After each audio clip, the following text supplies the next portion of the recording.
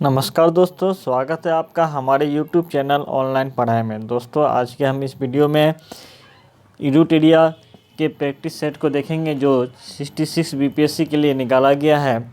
यह हमारा practice set number 6 है और इसमें कुल 150 प्रश्न दिए हुए हैं। और तो चलिए देखते हैं, हम इन सभी प्रश्नों को एक एक करके देखेंगे और साथ में प्रश्न से संबंधित कुछ महत्वपूर्ण तथ्य को भी जानने का प्रयास करेंगे। चलिए बढ़ते हैं पहला प्रश्न की ओर। पाटलिपुत्र नगर की स्थापना करने वाला उदयन किस वंश का शासक था? तो पाटलिपुत्र नगर की स्थापना करने वाला उदयन जो है हर्यक वंश का शासक था। ठीक है, और हर्यक वंश की स्थापना बिंबिसार ने की थी। बिंबिसार ने कब की थी? 544 बीसी में बिंबिसार ने हर्यक वंश की स्थापना की थी। और पाटलिपुत्र नगर की स्थापना किसने किया था? उदयन ने किया था। यह आपको ख्याल रखना है। अगला प्रश्न है, उद्यंतपुरी विश्वविद्यालय का निर्माण किसने करवाया था? और तो उद्यंतपुरी विश्वविद्यालय का निर्माण गोपाल ने करवाया था। इसका सही आंसर है ऑप्शन नंबर डी, गोपाल ने करवाया था। गोपाल पाल वंश का शासक था। ठीक है, और जो 750 ईस्वी से लेकर के 770 ईस्वी तक यह पाल वंश का शासक रहा। अगला प्रश्न है, बिहार में तुर्क सत्ता का वास्तविक संस्थापक किसे माना जाता है? तो बिहार में तुर्क सत्ता का वास्तविक संस्थापक मोहम्मद बख्तियार खिलजी को माना जाता है। ठीक है, चलिए अगला प्रश्न की ओर बढ़ते हैं। अगला प्रश्न है, 1857 की क्रांति में वीर कुंवर सिंह ने आरा में किस अंग्रेज अधिकारी को पराजित किया था? तो वीर कुंवर सिंह ने आरा में अंग्रेज अधिकारी कैप्टन डनबर्ग को पराजित किया था। ठीक है, अगला प्रश्न, निम्न में किन का संबंध बिहार के किसान आंदोलन से नहीं रहा है? तो इनमें से सभी का संबंध जो है बिहार के किसान आंदोलन से रहा है। ठीक, कार्यानंद शर्मा का भी, राहुल संकृत्यायन का भी, यमुना कारी का भी और यदुनंदन शर्मा का भी, इन सभी का संबंध जो है बिहार के किसान आंदोलन से रहा है। तो इसका सही आंसर हो जाएगा ऑप्शन नंबर ई, यानी 1 से अधिक। अगला प्रश्न है, 11 अगस्त 1942 को पटना सचिवालय में छात्रों पर गोली चलाने का आदेश किसने दिया था? तो इसका सही आंसर हो जाएगा option number A, WG Archer ने। WG आर्चर ने 11 अगस्त 1942 को पटना सचिवालय में छात्रों द्वारा झंडा फहराने के क्रम में गोली चलाने का आदेश दिया था। और उस समय WG आर्चर जो था जिलाधिकारी था। साइमन कमीशन का पटना आगमन कब हुआ? तो साइमन कमीशन का पटना आगमन 12 दिसंबर 1928 को हुआ। तो इसका सही आंसर हो जाएगा ऑप्शन नंबर डी। अगला प्रश्न है प्रश्न संख्या 8। बिहार शब्द का प्रयोग सबसे पहले मिलता है, कहाँ मिलता है बिहार शब्द का प्रयोग सबसे पहले? तो बिहार शब्द का सबसे पहले प्रयोग जो है तवाकत ए नासिरी में मिलता है। ठीक है, जो मिनहाज उल सिराज द्वारा रची गई थी। अगला प्रश्न है, बिहार राज्य का उच्चतम विधि अधिकारी होता है? तो बिहार राज्य का उच्चतम विधि अधिकारी होता है महाधिवक्ता। कौन होता है? महाधिवक्ता। और महाधिवक्ता का जो नियुक्ति करता है वह राज्यपाल करता है, और राज्यपाल की यह प्रयत्न अपने पद पर बना रहता है। और इनका नियुक्ति अनुच्छेद जो है 165 के तहत राज्यपाल करता है। अगला प्रश्न है, पटना नगर निगम की स्थापना कब हुई थी? तो पटना नगर निगम की स्थापना 1952 में हुई थी। ऑप्शन नंबर बी इसका सही उत्तर है। प्रश्न संख्या 11, जनगणना 2011 के अनुसार बिहार के धर्मानुसार जनसंख्या को घटते क्रम में व्यवस्थित कीजिए। तो आपको बताना है इसमें कि सबसे अधिक किसका जनसंख्या है, किस धर्म का, उसके बाद किस धर्म का, और उसके बाद किस धर्म का, आपको क्रम से ये बताना है। तो इसका सही आंसर हो जाएगा ऑप्शन नंबर ए। सबसे अधिक हिंदू का है, फिर मुस्लिम, फिर ईसाई, और फिर सबसे कम जो है बौद्ध की जनसंख्या है। प्रश्न संख्या 12, 2011 की जनगणना के अनुसार बिहार की पुरुष साक्षरता दर कितनी है? तो 2011 की जनगणना के अनुसार बिहार की पुरुष साक्षरता दर 71.2% है, और यह पुरुष की साक्षरता दर है। और कुल साक्षरता दर बिहार की जो है वह 61.8% है।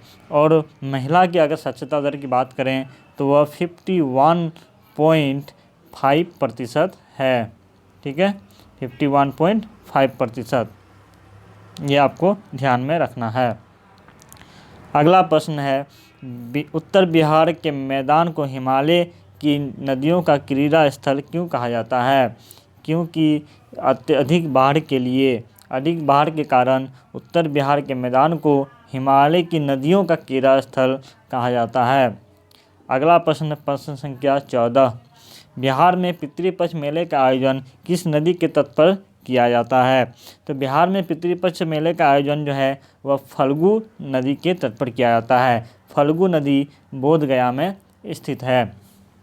अगला प्रश्न संख्या 15, संजय गांधी जैविक उद्यान पटना किसके प्रजनन के लिए एशिया में प्रथम है? तो संजय गांधी जैविक उद्यान जो है वह गेंडा के प्रजनन के लिए एशिया में प्रथम है, और यह विश्व का दूसरा सबसे बड़ा केंद्र है। तो इसका सही आंसर ऑप्शन नंबर सी हो जाएगा। प्रश्न संख्या 16, भारतीय संविधान की प्रस्तावना में से किस स्वतंत्रता का उल्लेख नहीं है? किस स्वतंत्रता का उल्लेख नहीं है? तो यहाँ देखते हैं एक एक करके।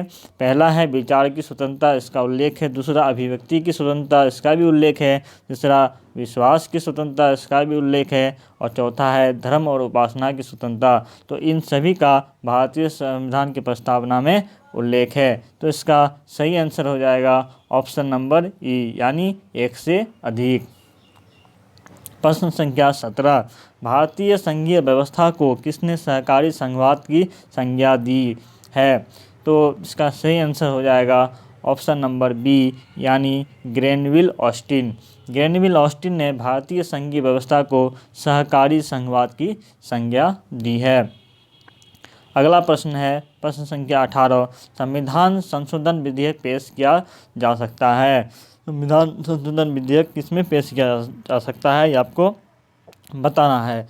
तो इसका सही आंसर हो जाएगा ऑप्शन नंबर सी, यानी या तो लोकसभा में या राज्यसभा में, आप दोनों में से किसी भी सदन में संविधान संशोधन विधेयक को पेश किया जा सकता है। प्रश्न संख्या 19, निम्न में से कौन सा मूल अधिकार राष्ट्रीय आपातकाल में भी समाप्त या सीमित नहीं किया जा सकता है? ठीक है, तो देखते हैं एक एक करके। पहला है अपराध के लिए दोष सिद्ध के संबंध में संरक्षण। ठीक है, दूसरा है प्राण एवं दैहिक स्वतंत्रता का अधिकार। ठीक, तो तीसरा है शोषण के विरुद्ध अधिकार। चौथा है संस्कृति और शिक्षा संबंधी अधिकार। तो दोस्तों अपराध के लिए दोष सिद्ध के संबंध में संरक्षण यह समाप्त नहीं किया जा सकता है, और प्राण एवं दैहिक स्वतंत्रता का अधिकार यह भी समाप्त नहीं किया जा सकता है। तो इसका एक से अधिक सही आंसर है। इसका सही आंसर हो जाएगा ऑप्शन नंबर ई, यानी एक से अधिक। प्रश्न संख्या 20, राज्य के नीति निर्देशक तत्व में शामिल नहीं है। राज्य के नीति निर्देशक तत्व में क्या शामिल नहीं है? तो यह देखना है। तो पहला है सहकारी समितियों को प्रोत्साहन, दूसरा पर्यावरण संरक्षण, तीसरा सार्वजनिक सहायता, चौथा मद्य निषेध।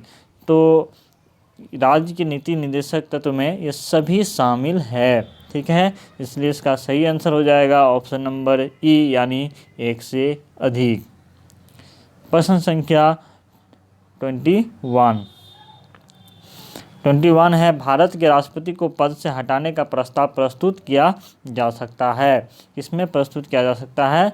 तो केवल राज्यसभा में यह प्रस्तुत किया जा सकता है। प्रश्न संख्या 22 लोकसभा में अविश्वास प्रस्ताव प्रस्तुत करने के लिए कम से कम कितने सदस्यों का समर्थन अनिवार्य है? तो लोकसभा में अविश्वास प्रस्ताव करने के लिए कम से कम 50 सदस्यों का जो है समर्थन अनिवार्य है। तो इसका सही आंसर हो जाएगा ऑप्शन नंबर सी। अगला प्रश्न है प्रश्न संख्या 23, निम्न में से किस संसदीय समिति का अध्यक्ष निरपवाद रूप से सत्ताधारी दल का ही होता है? तो किसका होता है? तो इसका हो जाएगा प्रांकलन समिति का। यह प्रांकलन समिति का जो अध्यक्ष होता है वह निरपवाद रूप से बिना विवाद से सत्ताधारी दल का ही होता है। यह बात आपको याद रखना है। और संविधान के किस अनुच्छेद के तहत पंचायतों में अनुसूचित जातियों, अनुसूचित जनजातियों तथा महिलाओं के लिए स्थानों के आरक्षण का प्रावधान किया गया है? ठीक है, तो यह जो है आपका संविधान के किस अनुच्छेद के तहत? तो यह संविधान के अनुच्छेद 243 डी के तहत यह प्रावधान किया गया है। पंचायतों में अनुसूचित जातियों, अनुसूचित जनजातियों और महिलाओं के लिए आरक्षण का प्रावधान। तो इसका सही आंसर हो जाएगा ऑप्शन नंबर डी। प्रश्न संख्या 25, किसी राज्य में राष्ट्रपति शासन की उद्घोषणा की स्वीकृति हेतु संसद के समक्ष कितने माह के भीतर रखा जाना चाहिए? तो संसद के समक्ष कितने माह के भीतर रखा जाना चाहिए? तो 2 माह के भीतर रखा जाना चाहिए। अगला प्रश्न है प्रश्न संख्या 26, निम्न में से कौन मूल कर्तव्य के अंतर्गत नहीं आते हैं? ठीक है, तो ये देखना है कौन नहीं आते हैं। पहला है हिंसा से दूर रहना, ये आते हैं। 6 से 14 वर्ष तक के बच्चों को शिक्षा के अवसर उपलब्ध कराना, यह भी आते हैं मूल अधिकार के अंतर्गत। वैज्ञानिक दृष्टिकोण का विकास करना, यह भी आते हैं। ऐसी प्रथाओं का त्याग करना जो स्त्रियों के सम्मान के विरुद्ध हैं। तो यहाँ जो सभी जो हैं मूल कर्तव्य के अंतर्गत आते हैं। तो इसका सही आंसर हो जाएगा ऑप्शन नंबर ई, यानी 1 से अधिक। प्रश्न संख्या 27, केंद्र और राज्यों के बीच होने वाले विवादों का निर्णय करने की उच्चतम न्यायालय की शक्ति निम्न में से किसके अंतर्गत आती है? तो इसका सही आंसर हो जाएगा प्रारंभिक अधिकारिता। केंद्र और राज्यों के बीच विवादों का निर्णय करने की उच्चतम न्यायालय की जो शक्ति जो है वह प्रारंभिक अधिकारिता के अंतर्गत आती है। प्रश्न संख्या 28, किस संविधान संशोधन अधिनियम द्वारा भारतीय संविधान में 9वीं अनुसूची को शामिल किया गया? तो दोस्तों 9वीं अनुसूची को जो है वह भारतीय संविधान संशोधन के पहला ही संशोधन के माध्यम से शामिल किया गया। ठीक है, और यह पहला संशोधन कब हुआ था? तो 1951 में हुआ था। अगला प्रश्न है, किस संविधान संशोधन अधिनियम द्वारा सांसदों तथा विधायकों के एक राजनीतिक दल से दूसरे दल में दल परिवर्तन के आधार पर निर्भरता के बारे में प्रावधान किया गया है? तो इसका सही आंसर है ऑप्शन नंबर सी, यानी 52वां संविधान संशोधन जो 1985 में कब हुई थी? 52वां संशोधन 1985 में हुई थी, जिसके तहत जो है दल बदल परिवर्तन का बारे में जो है वो लाया गया था 52वां संविधान संशोधन के माध्यम से। ठीक है, प्रश्न संख्या 30, सर्वप्रथम किस देश के संविधान में प्रस्तावना को सम्मिलित किया गया? तो सर्वप्रथम जो है वह USA के संविधान में, यानी अमेरिका के संविधान में प्रस्तावना को अपनाया गया था। प्रश्न संख्या 31, वाल्मीकि नगर टाइगर रिजर्व के अतिरिक्त बिहार के किस जिले में एक नया टाइगर रिजर्व बनने का प्रस्ताव है? तो ये किस जिले में है? यह कैमूर जिले में नया टाइगर रिजर्व बनने का प्रस्ताव है। अगला प्रश्न है, आम बजट 2019-20 में जारी बजट फार्मिंग की बात की गई है। इसके संबंध में निम्नलिखित कथनों में से कौन सा कथन सही है? तो कौन सा कथन सही है?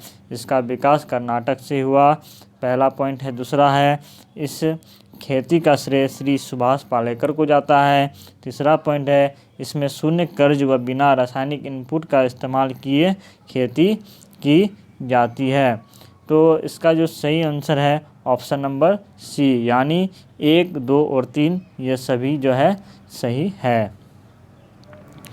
प्रश्न संख्या 33, बिहार में हरियाली क्षेत्र को बढ़ाकर कितने प्रतिशत करने का लक्ष्य रखा गया है? तो बिहार में हरियाली प्रतिशत को बढ़ाकर जो है 17 यानी 17% करने का लक्ष्य रखा गया है, और वर्तमान में बिहार में हरियाली प्रतिशत है 15.04%। यह भी आपको याद रखना है। प्रश्न संख्या 34, कृषि रोड मैप 3 के तहत बिहार के कितने जिलों में जैविक कॉरिडोर का निर्माण किया जाएगा? बिहार के कितनी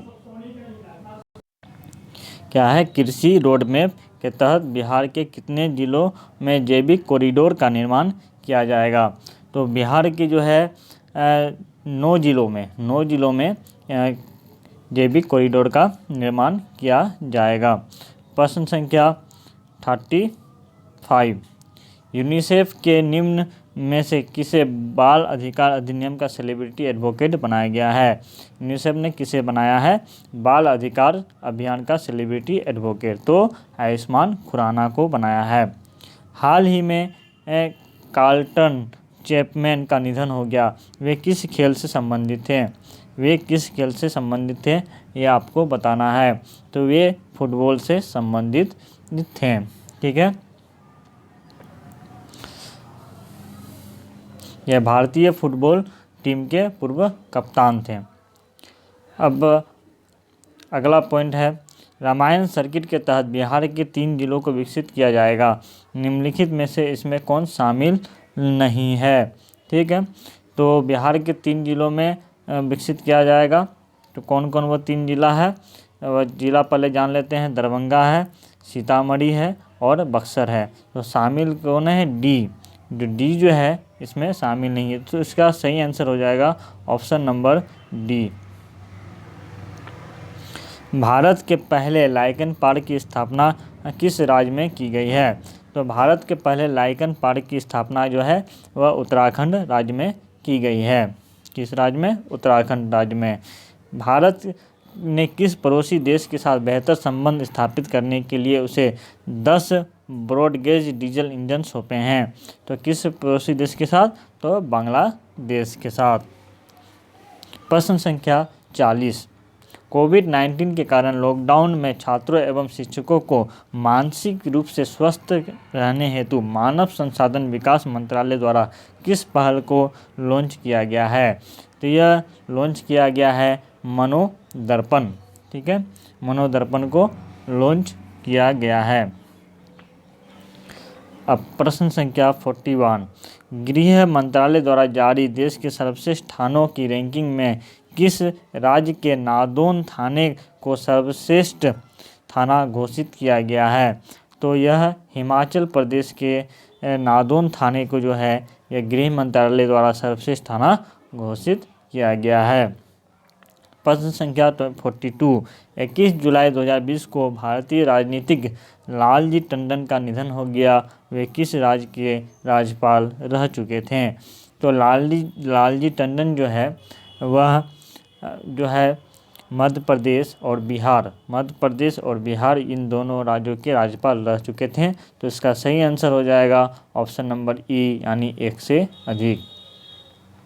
प्रश्न संख्या 43, नवंबर 2020 में भारत के किस जैव मंडल आरक्षित क्षेत्र को यूनेस्को के संरक्षित जैव मंडल के विश्व नेटवर्क में शामिल किया गया है? ठीक है, तो इसका सही आंसर हो जाएगा ऑप्शन नंबर डी, यानी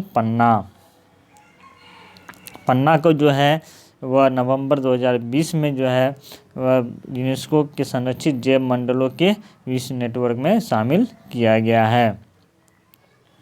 प्रश्न संख्या 44, नई उड़ान योजना का संबंध निम्न में से किससे है? तो नई उड़ान योजना का संबंध जो है वह अल्पसंख्यकों की सिविल सेवा परीक्षा में भूमिका से है। इसकी अल्पसंख्यकों की सिविल सेवा परीक्षा में भूमिका से है नई योजना का संबंध। प्रश्न संख्या 45, अगस्त 2020 में केंद्रीय मंत्री पर्यावरण मंत्री प्रकाश जावड़ेकर ने किसके संरक्षण हेतु सुरक्षा पोर्टल को लॉन्च किया है? तो किसके संरक्षण हेतु? हाथी के संरक्षण हेतु। प्रश्न संख्या 46, भारत की पहली किसान रेल किन दो स्थानों के मध्य चलाई गई? तो इसका सही आंसर होगा ऑप्शन नंबर बी, देवलाली से दानापुर। महाराष्ट्र के देवलाली से बिहार के दानापुर स्टेशन के बीच जो है यह पहली किसान रेल चलाई गई थी। प्रश्न संख्या 47, नीति आयोग द्वारा जारी निर्यात तत्परता सूचकांक 2020 में पहला और दूसरा स्थान क्रमशः किन राज्यों का है? ये किन राज्यों का है? तो इसका सही आंसर हो जाएगा ऑप्शन नंबर बी, पहला क्रम है गुजरात का और दूसरा है महाराष्ट्र का, जो नीति आयोग की जारी निर्यात तत्परता सूचकांक में 2020 के अनुसार। प्रश्न संख्या 48, द्वितीय भारत मध्य एशिया वार्ता के दौरान भारत ने मध्य एशिया देशों में प्राथमिकता वाली विकास परियोजनाओं के लिए लाइन ऑफ क्रेडिट के रूप में कितनी राशि की आर्थिक सहायता देने की घोषणा की है? तो कितनी सहायता देने की घोषणा की है? $1 बिलियन की। अगला प्रश्न है 49, हाल ही में प्रकाशित की गई पुस्तक आज़ादी, फ्रीडम, फैसिज्म और फिक्शन के लेखक कौन हैं? तो इसके लेखक हैं अरुंधति राय। प्रश्न संख्या 50, कोविड-19 महामारी के दौरान प्रधानमंत्री नरेंद्र मोदी ने पहली बार अपने किस पड़ोसी देश के साथ द्विपक्षीय आभासी शिखर सम्मेलन का आयोजन किया? तो इसका सही आंसर हो जाएगा ऑप्शन नंबर ए यानी श्रीलंका। प्रश्न संख्या 51, वर्तमान में मेघालय के राज्यपाल हैं? तो वर्तमान में मेघालय के राज्यपाल कौन हैं ये आपको बताना है। इसमें से जो है इसका सही आंसर हो जाएगा ऑप्शन नंबर ई यानी इनमें से कोई नहीं। वर्तमान में मेघालय के राज्यपाल जो हैं वो सत्यपाल मलिक हैं और डॉक्टर नजमा हेपतुल्ला जो है ये वर्तमान में मणिपुर के राज्यपाल हैं, ठीक है। और RN रवि नागालैंड के राज्यपाल हैं। गणेशी लाल जो हैं ये उड़ीसा के राज्यपाल हैं और गंगा प्रसाद सिक्किम के राज्यपाल हैं और मेघालय के राज्यपाल जो हैं वह सत्यपाल मलिक हैं। प्रश्न संख्या 52, सतत विकास लक्ष्यों से संबंधित सॉवरेन बॉन्ड जारी करने वाला दुनिया का पहला देश कौन है? तो दुनिया का पहला देश जो है यह मेक्सिको है, ठीक है। क्या कौन सा बॉन्ड? सॉवरेन बॉन्ड जारी करने वाला। अगला प्रश्न है भारत वन स्थिति रिपोर्ट 2019 के अनुसार बिहार में अभिलिखित वन क्षेत्र है। बिहार में अभिलिखित वन क्षेत्र कितना है? तो इसका सही आंसर हो जाएगा ऑप्शन नंबर सी 6877 वर्ग किलोमीटर, 6877 वर्ग किलोमीटर। प्रश्न संख्या 54, हाल ही में भारत सरकार ने चंबल अभयारण्य को इको सेंसिटिव जोन घोषित किया है। यह मुख्य रूप से किस जीव के लिए प्रसिद्ध है? ठीक है, यह मुख्य रूप से किस जीव के लिए प्रसिद्ध है? तो इसका सही आंसर हो जाएगा ऑप्शन नंबर डी, यह घड़ियाल के लिए प्रसिद्ध है। चंबल अभयारण्य घड़ियाल के लिए प्रसिद्ध है। प्रश्न संख्या 55 क्या है? फरवरी 2020 में देश ने राष्ट्रमंडल की पुनः सदस्यता ग्रहण कर ली है, ठीक है। किस देश ने? तो इसका सही आंसर हो जाएगा ऑप्शन नंबर सी, मालदीव ने। मालदीव ने फरवरी 2020 में राष्ट्रमंडल की पुनः सदस्यता ग्रहण कर ली है। प्रश्न संख्या 56 पर्यावरण थिंक टैंक जर्मन वॉच द्वारा जारी वैश्विक जलवायु जोखिम सूचकांक 2020 में भारत का स्थान है। तो भारत का कौन सा स्थान है? तो इसमें हो जाएगा ऑप्शन नंबर ए सही होगा, इसका भारत का 5वां स्थान है। प्रश्न संख्या 57 बजट 2020-21 के तहत भारत के किस शहर में जनजातीय संग्रहालय की स्थापना का प्रस्ताव रखा गया है? तो यह रांची में। रांची में जो है जनजातीय संग्रहालय का प्रस्ताव रखा गया है। प्रश्न संख्या 58, स्वच्छता सर्वेक्षण 2020 में बिहार के किस जिले में को सबसे स्वच्छ जिला घोषित किया गया है? तो बिहार के सुपौल जिला को जो है सबसे स्वच्छ घोषित किया गया है। दोस्तों, अगर अभी तक आपने हमारे YouTube चैनल को सब्सक्राइब नहीं किया है तो कृपया करके सब्सक्राइब कर दें और बगल में जो बेल आइकन है उसे दबाना ना भूलें। अगर आपको यह वीडियो पसंद आए तो वीडियो को लाइक करें, अपने दोस्तों के साथ शेयर करें और हमारे चैनल को सब्सक्राइब कर दें। तो पढ़ते हैं अगले प्रश्न की ओर। प्रश्न संख्या 59, राष्ट्रीय मतदाता दिवस 2020 का थीम था। तो राष्ट्रीय मतदाता दिवस 2020 का थीम था electoral literacy for a strong democracy. प्रश्न संख्या 60, सेना दिवस 2020 के अवसर पर पुरुष दस्ते का नेतृत्व करने वाली पहली महिला अधिकारी का नाम है, क्या है? कैप्टन तानिया शेरगिल नाम है। ठीक है।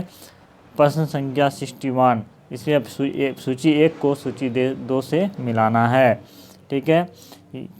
यहाँ पर सूची 1 में प्रदूषक दिया गया है, सूची 2 में प्रभावित अंग दिया गया है, मतलब किससे कौन सा अंग प्रभावित होता है। तो हम लोग चलिए मिलाते हैं। दोस्तों, यहाँ पे जो है पारा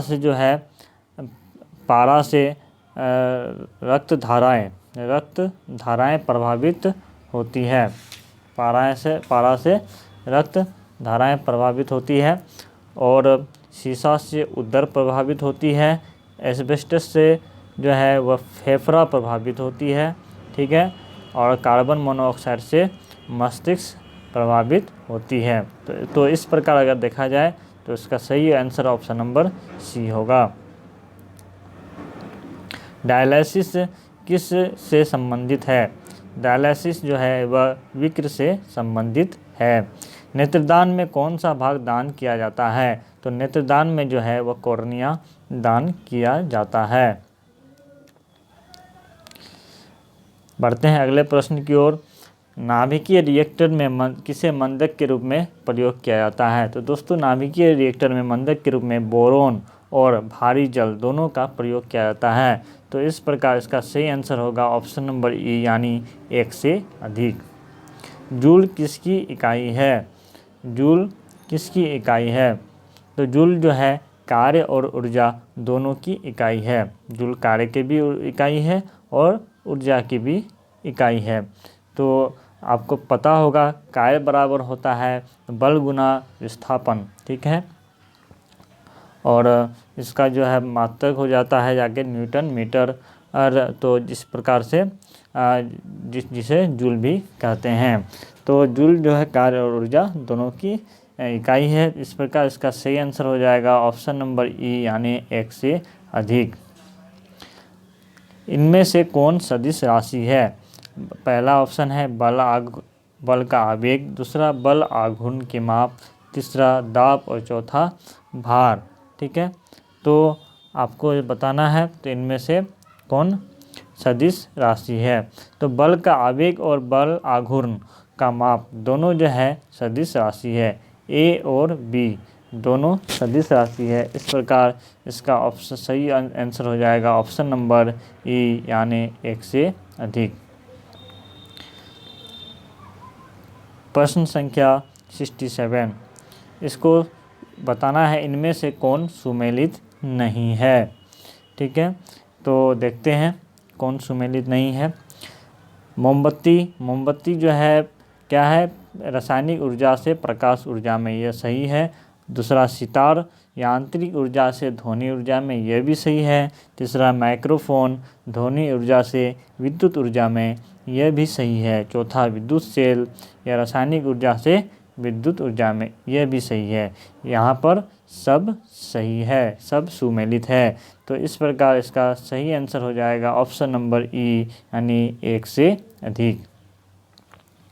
प्रश्न संख्या 68, निम्नलिखित में से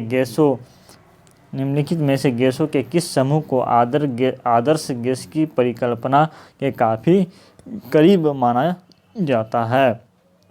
तो इसका सही आंसर हो जाएगा ऑप्शन नंबर ए, यानी ऑक्सीजन, नाइट्रोजन, हाइड्रोजन और हीलियम को आदर्श गैस के परिकल्पना के काफ़ी करीब माना जाता है। प्रश्न संख्या 69, जब बर्फ़ पिघलती है तो क्या होता है, ये आपको बताना है। तो जब बर्फ़ पिघलती है तो उसका आयतन घटता है। प्रश्न संख्या 70, प्राथमिक एवं द्वितीयक इंद्रधनुष में क्रमशः कौन से रंग की पट्टी बाहर की ओर दिखती है। तो प्राथमिक और द्वितीयक इंद्रधनुष में लाल और बैंगनी रंग की पट्टी जो है वह बाहर की ओर दिखती है। इस प्रकार इसका सही आंसर हो जाएगा ऑप्शन नंबर ए। फ्यूज तार किसका मिश्र धातु होता है, ये आपको बताना है। फ्यूज तार जो है वह सीसा और टीन का मिश्र धातु होता है। प्रश्न संख्या 72, भाप अंगार गैस मिश्रण होता है, किसका मिश्रण होता है भाप अंगार गैस। तो भाप अंगार गैस कार्बन मोनोऑक्साइड यानी CO और H2 का मिश्रण होता है। इस प्रकार इसका सही आंसर हो जाएगा ऑप्शन नंबर सी। बायोगैस में मुख्यतः होता है, बायोगैस में मुख्यतः क्या होता है ये आपको बताना है। तो बायोगैस में हम जानते हैं कि मीथेन होता है और मीथेन के साथ साथ बायोगैस में जो है कार्बन डाइऑक्साइड भी होता है। तो इसका सही आंसर ऑप्शन डी हो जाएगा। प्रश्न संख्या 74, निम्नलिखित में से किसका खाद्य पदार्थों के परिरक्षण में प्रयोग होता है। तो सोडियम बेंजोएट का खाद्य पदार्थों में के परिरक्षण में प्रयोग होता है। इसके साथ साथ पराबैंगनी किरणों का भी प्रयोग होता है, ठीक है, प्रयोग होता है। तो इस प्रकार से इसका जो सही आंसर हो जाएगा ऑप्शन नंबर ई हो जाएगा, यानी 1 से अधिक। प्रश्न संख्या 75, निम्नलिखित में से कौन सही नहीं है, ये आपको बताना है। निम्नलिखित में से कौन सही नहीं है। पहला है तापमान के बढ़ने से वायु में ध्वनि का वेग बढ़ता है। दूसरा, वायु में ध्वनि का वेग दाब पर निर्भर नहीं करता है। तीसरा, आर्द्रता के बढ़ने से वायु में ध्वनि का वेग कम हो जाता है। चौथा, आयाम तथा आवृत्ति के परिवर्तन से वायु का वेग प्रभावित नहीं होता है। तो इसमें से जो है ऑप्शन नंबर सी जो है सही नहीं है, बाकी सभी सही है। सी क्या कहता है, आर्द्रता के बढ़ने से वायु में ध्वनि का वेग कम हो जाता है, यह सही नहीं है।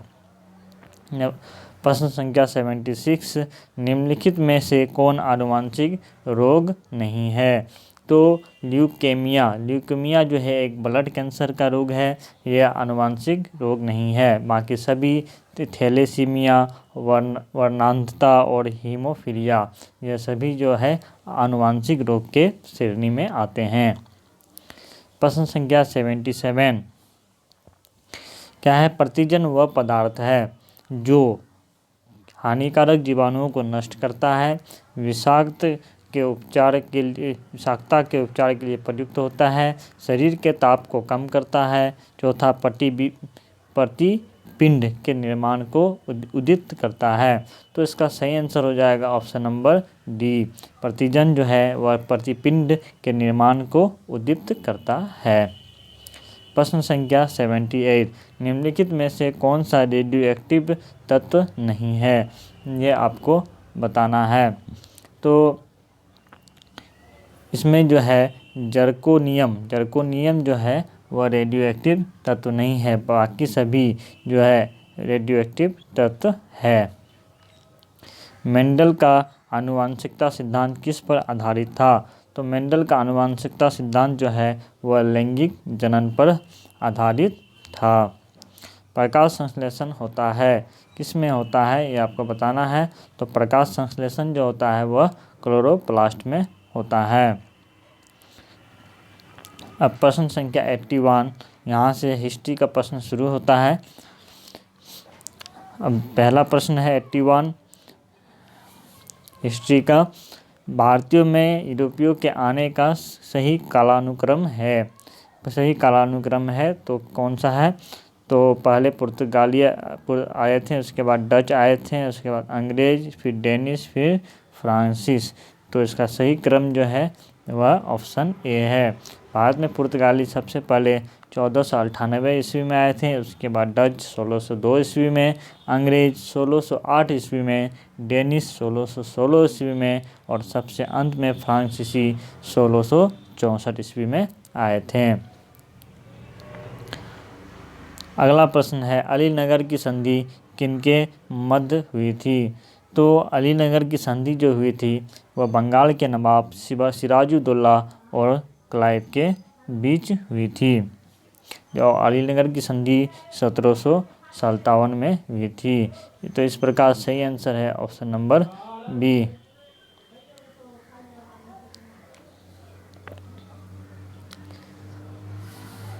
प्रश्न संख्या 83, किस वायसराय ने कोलकाता में फोर्ट विलियम कॉलेज की स्थापना की थी? तो फोर्ट विलियम कॉलेज की स्थापना जो की थी वह लॉर्ड वेलेस्ली ने सन 1800 ईस्वी में की थी। किसने की थी? लॉर्ड वेलेस्ली ने 1800 ईस्वी में की थी कलकत्ता में फोर्ट विलियम कॉलेज की स्थापना। प्रश्न संख्या 84, बताना है कौन सुमेलित नहीं है। ठीक है, तो इसमें जो है सभी सुमेलित है। दी सोशलिस्ट जो है वह श्रीपाद अमृत डांगे के द्वारा लिखा गया था, नवयुग मुजफ्फर अहमद के द्वारा, लेबर किसान गजट एम सिंगारवेलू के द्वारा और इनकलाब गुलाम हुसैन के द्वारा। तो इनमें से यह सभी सही है, तो इसलिए इसका सही आंसर हो जाएगा ऑप्शन नंबर ई, यानी एक से अधिक। प्रश्न संख्या 85, एन.एम. राय के नेतृत्व में ताशकंद में भारतीय कम्युनिस्ट पार्टी की स्थापना हुई। भारतीय कम्युनिस्ट पार्टी की स्थापना कब हुई थी एम.एन. राय के नेतृत्व में, यह आपको बताना है। तो यह अक्टूबर 1920 में हुई थी। वाई सोशलिज्म या समाजवाद क्यों पुस्तक किसने लिखी? ठीक है, तो इसका सही आंसर हो जाएगा जयप्रकाश नारायण ने इस पुस्तक को लिखी थी। साइमन कमीशन भारत कब आया था? साइमन कमीशन जो है वह भारत आया था 3 फरवरी 1928 को। भारत में बॉम्बे में आया था 3 फरवरी 1928। निम्न में से किस संगठन का उद्देश्य सशस्त्र क्रांति के माध्यम से उपनिवेशिक सत्ता को उखाड़ फेंकना और एक संघीय गणतंत्र संयुक्त राज्य भारत की स्थापना करना था? तो इसका सही आंसर हो जाएगा ऑप्शन नंबर सी, यानी हिंदुस्तान रिपब्लिकन एसोसिएशन। प्रश्न संख्या 89, बारदोली सत्याग्रह का नेतृत्व किसने किया था? तो बारदोली सत्याग्रह का नेतृत्व जो है वह सरदार वल्लभ भाई पटेल ने किया था। प्रश्न संख्या 90, 1936 में लखनऊ में अखिल भारतीय किसान सभा की स्थापना हुई। इसके महासचिव चुने गए थे। तो इसके महासचिव कौन चुने गए थे ये आपको बताना है। तो इसका सही आंसर हो जाएगा एन.जी. रंगा। एन.जी. रंगा जो है इसके महासचिव चुने गए थे और इसके अध्यक्ष जो है स्वामी सहजानंद सरस्वती चुने गए थे। इसका सही आंसर हो जाएगा ऑप्शन नंबर बी। प्रश्न संख्या 91, किस आंदोलन में महात्मा गांधी ने पहली बार भूख हड़ताल का प्रयोग राजनीतिक हथियार के रूप में किया था? तो इसका सही आंसर हो जाएगा ऑप्शन नंबर डी, अहमदाबाद मिल हड़ताल। प्रश्न संख्या 92, तत्वबोधिनी सभा की स्थापना किसके द्वारा की गई? तो इसका सही आंसर हो जाएगा देवेंद्रनाथ टैगोर के द्वारा तत्वबोधिनी सभा की स्थापना की गई। मंगल पांडे निम्न में से किस इन्फेंट्री के सिपाही थे? तो मंगल पांडे जो हैं वे 34वीं नेटिव इन्फेंट्री के सिपाही थे। ठीक है। प्रश्न संख्या 94, सर्वप्रथम किसने रैयतवाड़ी बंदोबस्त व्यवस्था को लागू किया? ठीक है, तो इसका सही आंसर हो जाएगा ऑप्शन नंबर बी, यानी अलेक्जेंडर रीड ने। ठीक है, अलेक्जेंडर डीड ने सर्वप्रथम रैयतवाड़ी बंदोबस्त व्यवस्था को लागू किया था। प्रश्न संख्या 95, ब्रह्म समाज के संबंध में निम्न में से कौन सा कथन सत्य है?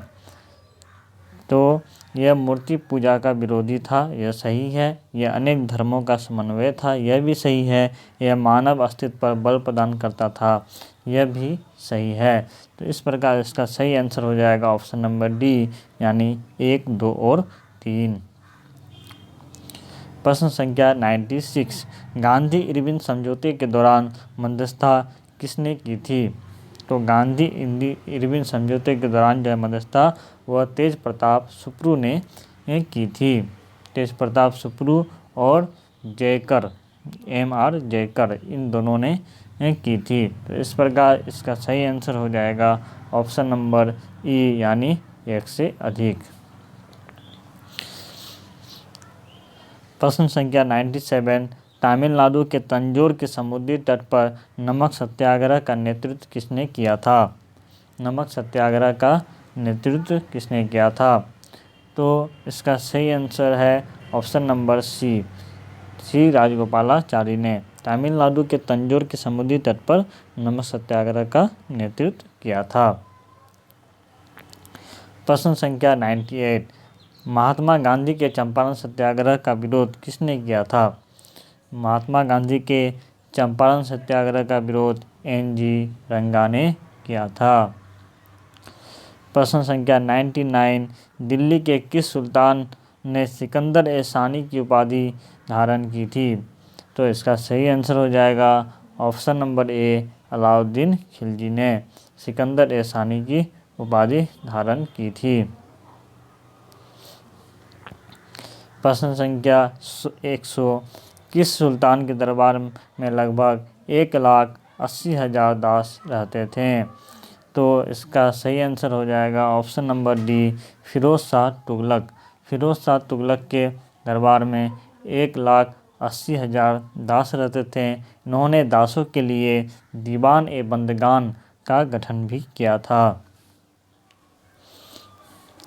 प्रश्न संख्या 101, भू राजस्व वसूली के लिए जब्ती प्रणाली का प्रचलन किसके काल में हुआ था? तो इसका सही आंसर है ऑप्शन नंबर बी, अकबर के काल में। अकबर के काल में भू राजस्व वसूली के लिए जब्ती प्रणाली का प्रचलन हुआ था। प्रश्न संख्या 102, औरंगजेब ने किस राजपूत राजा को शिवाजी से युद्ध के लिए भेजा था? तो इसका सही आंसर हो जाएगा ऑप्शन सी, जय सिंह को। ठीक है, औरंगजेब ने शिवाजी के दमन के लिए कछवाहा के राजा जय सिंह को भेजा था, जिससे 1665 ईस्वी में पुरंदर की संधि हुई थी। जय सिंह कहाँ के राजा थे? तो कछवाहा के राजा थे, और इसे शिवाजी से युद्ध करने के लिए औरंगजेब ने भेजा था। यहाँ पे सुमेलित नहीं है, कोई पूछ रहा है इनमें से कौन सुमेलित नहीं है। तो देखते हैं, लोथल जो है गुजरात में है, यह सही है। राखीगढ़ी हरियाणा में है, यह भी सही है। रोपर राजस्थान में नहीं है, रोपर जो है वह पंजाब में है। कहाँ है? पंजाब में। ठीक है, तो यह सुमेलित नहीं है। दायमाबाद महाराष्ट्र में यह सुमेलित है। तो इसका सही आंसर हो जाएगा ऑप्शन नंबर सी, रोपर। सुमेलित नहीं है, रोपर पंजाब में है। निम्न कथनों पर विचार करें। पहला कथन है, पूर्व वैदिक काल में मूर्ति पूजा की प्रधानता थी। ठीक है। दूसरा कथन है, उत्तर वैदिक काल में धर्म की प्रकृति का महत्व बढ़ गया। तो पूर्व वैदिक काल में मूर्ति पूजा की प्रधानता थी, यह कथन गलत है। और उत्तर वैदिक काल में धर्म में प्रकृति का महत्व बढ़ गया था, यह भी गलत है। इस प्रकार 1 और 2 दोनों गलत है। तो इसका सही आंसर हो जाएगा ऑप्शन नंबर डी। प्रश्न संख्या 105, बौद्ध धर्म किसके समय में महायान तथा हीनयान नामक 2 शाखाओं में विभाजित हो गया? तो इसका सही आंसर है कि बौद्ध धर्म जो है वह कनिष्क के संबंध में महायान और हीनयान नामक 2 शाखाओं में विभाजित हो गया था। ठीक है। और कनिष्क के समय में जो है चौथी बौद्ध संगति हुई थी, कहाँ पर हुई थी? कुंडलवन, जो कश्मीर में पड़ती है। प्रश्न संख्या 106, इतिहास में सेंड्रोकोटस की पहचान चंद्रगुप्त मौर्य के रूप में किसने की? तो विलियम जोन्स ने जो है चंद्रगुप्त मौर्य की पहचान जो है वह सेंड्रोकोटस के रूप में की थी। प्रश्न संख्या 107, मौर्य काल में नियुक्त अधिकारी रज्जुकू का कार्य क्या था? न्याय कार्य था, या राजस्व संग्रह कार्य था, या विदेश यात्रा कार्य था, या पत्राचार कार्य था? तो इसका सही आंसर हो जाएगा ऑप्शन नंबर ई। ऑप्शन नंबर ई इसका सही आंसर हो जाएगा, क्योंकि इसका जो है कार्य न्याय और राजस्व दोनों था। ठीक है, इसका रज्जुकू का जो कार्य था वह न्याय भी था और राजस्व भी था। प्रश्न संख्या 108, मेहरौली लोह स्तंभ का संबंध किस शासक से है? तो मेहरौली लोह स्तंभ का संबंध जो है वह चंद्रगुप्त द्वितीय से है। चंद्रगुप्त द्वितीय, इसका सही आंसर हो जाएगा ऑप्शन नंबर ए। प्रश्न संख्या 109, अंग को मगध में किस शासक ने मिलाया? तो अंग को मगध में बिंबिसार ने मिलाया था। प्रश्न संख्या 110, हड़प्पा सभ्यता का कौन सा नगर 3 भागों में बटा हुआ था? तो हड़प्पा सभ्यता का धोलावीरा जो है वह 3 भागों में बटा हुआ था। प्रश्न संख्या 111, सहारा के रेगिस्तानी भाग से उत्तर की ओर भूमध्य सागर होकर इटली और स्पेन में प्रवेश करने वाली गर्म, शुष्क तथा रेत से भरी पवन है। तो वो पवन कौन सी है? तो सिरोक्को पवन है। इसका सही आंसर हो जाएगा ऑप्शन नंबर डी। प्रश्न संख्या 112, किसी स्थान के मानक समय के निर्धारण में किसका प्रयोग किया जाता है? तो किसी स्थान के मानक समय के निर्धारण में देशांतर रेखा का प्रयोग किया जाता है। प्रश्न संख्या 113, निम्न में से कौन सी हिमनद द्वारा निर्मित स्थलाकृति नहीं है? ठीक है, तो इसका सही आंसर हो जाएगा ऑप्शन डी, सर्फ नहीं है। प्रश्न संख्या 114, विश्व में सूरजमुखी बीज का सबसे बड़ा उत्पादक है। तो कौन है सबसे बड़ा उत्पादक? यूक्रेन है। प्रश्न संख्या 115, निम्नलिखित स्थानीय पवनों का मिलान करें। ठीक है, पवनों का मिलान करने का रहा है, तो इसका सही हो जाएगा, देखते हैं। फोन का हो जाएगा अल्पास पर्वत। ठीक है, और शिमुक का हो जाएगा अरब रेगिस्तान, चिनुक का हो जाएगा USA, और जोंडा का हो जाएगा एंडीज पर्वत। इस प्रकार इसका सही आंसर है ऑप्शन नंबर बी। प्रश्न संख्या 116, निम्नलिखित में कौन उष्णकटिबंधीय घास स्थल नहीं है? ठीक है, तो इसका सही आंसर हो जाएगा ऑप्शन नंबर बी, वेल्ड जो है घास स्थल नहीं है उष्णकटिबंधीय। प्रश्न संख्या 117, भारत के निम्नलिखित राज्यों का उत्तर से दक्षिण सही क्रम कौन सा है? उत्तर से दक्षिण सही क्रम कौन सा है? इसका हो जाएगा अरुणाचल प्रदेश, फिर नागालैंड, फिर मणिपुर, फिर मिजोरम। ऑप्शन नंबर सी इसका सही आंसर होगा। प्रश्न संख्या 118, दंडकारण्य पठार का विस्तार किस राज्य में नहीं है? 118 का हो जाएगा दंडकारण्य भारत के मध्य पूर्व भाग में ओडिशा, छत्तीसगढ़ एवं आंध्र प्रदेश राज्य में स्थित है। ठीक है, तो इसका जो है सही आंसर हो जाएगा ऑप्शन नंबर बी। ठीक है, झारखंड में नहीं है, बाकी ओडिशा में भी है, छत्तीसगढ़ में भी है और आंध्र प्रदेश में भी है। प्रश्न संख्या 119, प्रायद्वीपीय नदियों में किसका जल ग्रहण क्षेत्र सबसे ज़्यादा है?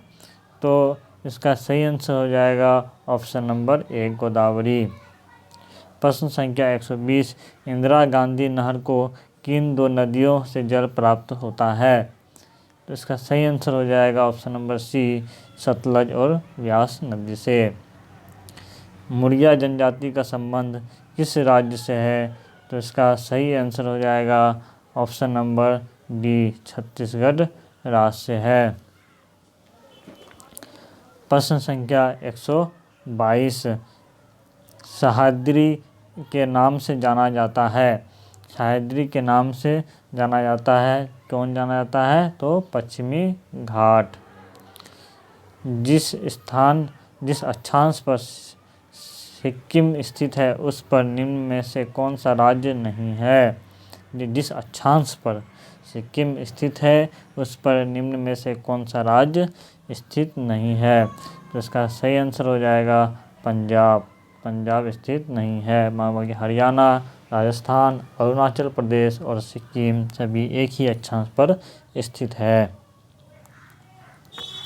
प्रश्न संख्या 124, लौह इस्पात उद्योग के लिए प्रसिद्ध सार व लोरेन क्षेत्र किस देश में स्थित है?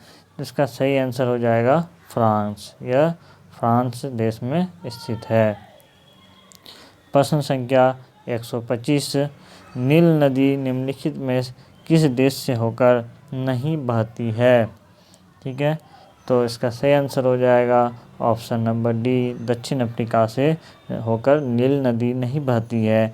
और नील नदी मिस्र, सूडान और केन्या से होकर बहती है, लेकिन दक्षिण अफ्रीका से होकर नहीं बहती है। तो इसका सही आंसर हो जाएगा ऑप्शन नंबर डी। प्रश्न संख्या 126, आर्थिक मंदी का आमतौर पर संबंध होता है। तो इसका सही आंसर हो जाएगा ऑप्शन ए, अपस्फीति से। ठीक है, प्रश्न संख्या 127, प्रश्न संख्या 127 में क्या है? थोक मूल्य सूचकांक WPI निम्नलिखित में से कौन जारी करता है? ठीक है, तो इसका सही आंसर हो जाएगा ऑप्शन नंबर ए, वाणिज्य और उद्योग मंत्रालय। 128, कीमतों में वृद्धि लेकर घटती समृद्धि और रोजगार की घटना इंगित करती है कौन? 128 का इसका सही आंसर हो जाएगा स्टैगफ्लेशन, ऑप्शन नंबर सी। प्रश्न संख्या 119, वर्तमान में RBI ने अपनी मौद्रिक नीति का मापन किसके आधार पर करता है?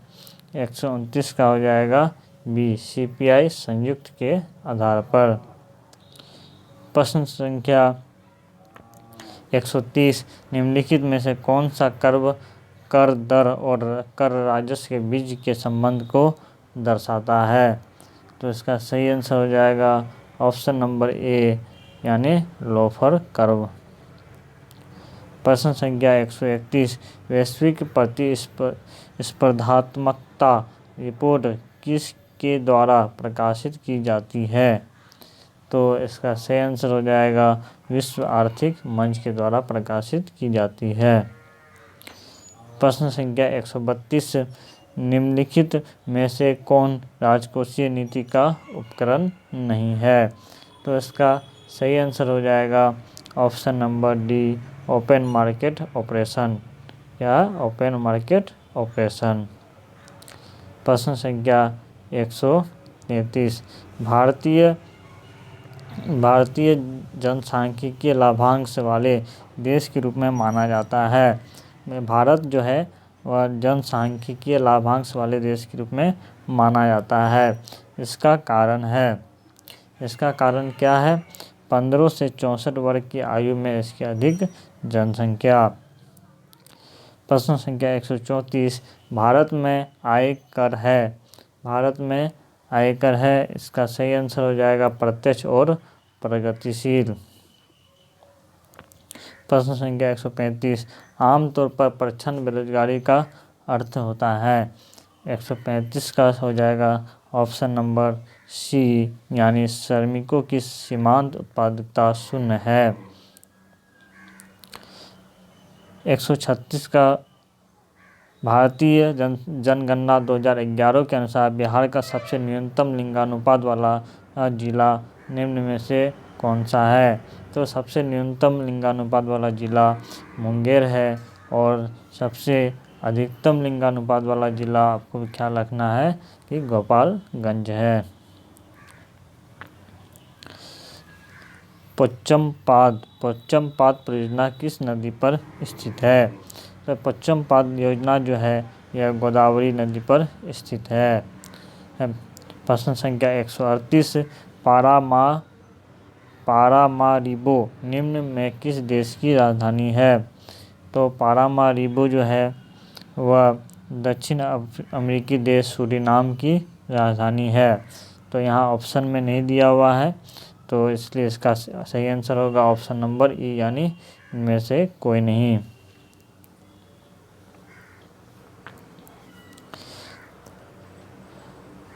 प्रश्न संख्या 139, निम्न कौन सी नदी ब्राज़ील एवं पराग्वे की सीमा निर्धारित करती है। कौन सी नदी ब्राज़ील एवं पराग्वे की सीमा निर्धारित करती है। तो पराना नदी। प्रश्न संख्या 140, निम्नलिखित में से कौन आसियान का सदस्य देश नहीं है। तो आसियान का सदस्य देश भारत नहीं है। ठीक है, आसियान जो है दक्षिण पूर्वी एशिया का सहयोग संगठन है। इसके 10 सदस्य देश हैं जिसमें भारत शामिल नहीं है।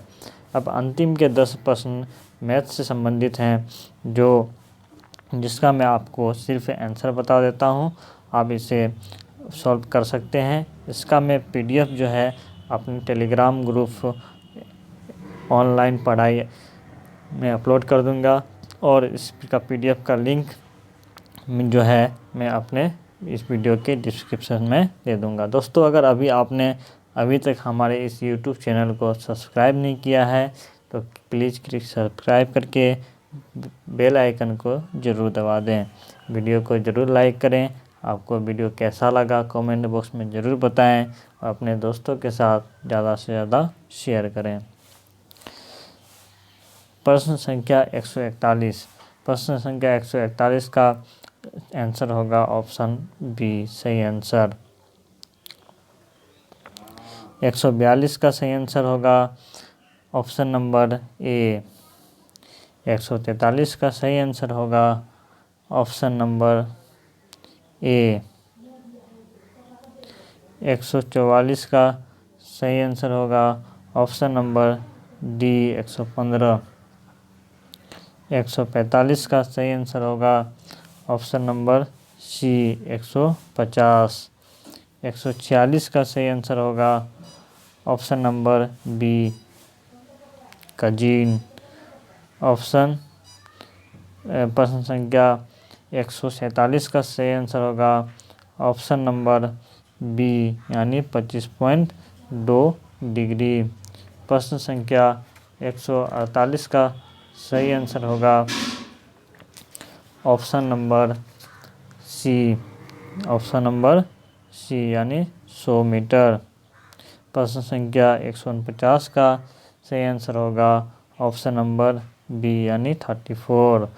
प्रश्न संख्या 150 का सही आंसर होगा ऑप्शन नंबर डी, यानी 40%। दोस्तों, इस प्रकार हमारे इस प्रैक्टिस सेट नंबर 6 का सभी 150 प्रश्न कंप्लीट हुआ। आपको यह वीडियो कैसा लगा कमेंट बॉक्स में ज़रूर कमेंट करके बताएं। चैनल को प्लीज़ सब्सक्राइब करें, लाइक करें, अपने दोस्तों के साथ ज़्यादा से ज़्यादा शेयर करें।